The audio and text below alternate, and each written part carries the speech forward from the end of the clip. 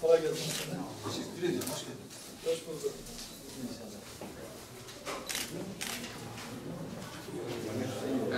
Buyurun.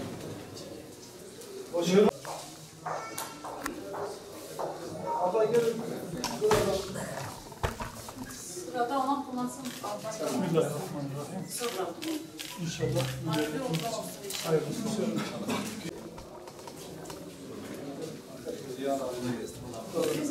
Ya da kolay gelsin.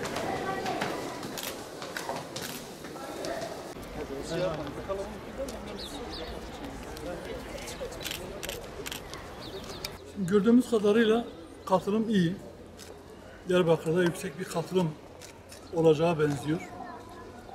Biz de oyumuzu kullandık. Ve bu kanaatimce bu referandum çok önemli.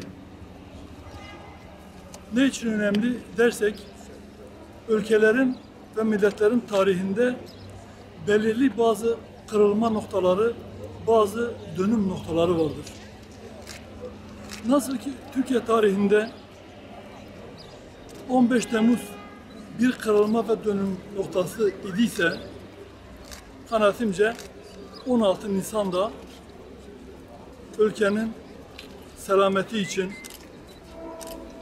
bir dönüm noktası olacaktır. Malum ülkemizde şimdiye kadar belli bazı vesayet odakları vardı. Bu referandumla o vesayet odaklarının geriletilmesi ve ortadan kaldırılması ihtimali ortaya çıkıyor. Oylanan maddelerle askeri vesayetin tamamen ortadan kalkması için bir ortam oluşuyor.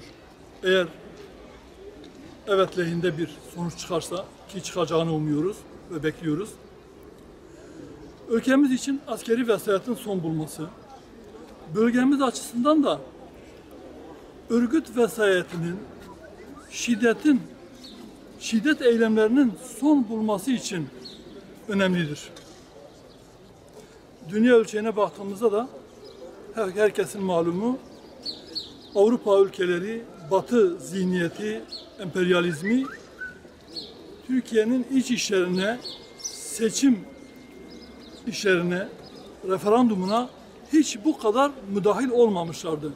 Amerika'dan Avrupa ülkelerine kadar hepsi burada hayır yönünde, oy kullanılması gerektiği yönünde telkinde bulunuyorlar.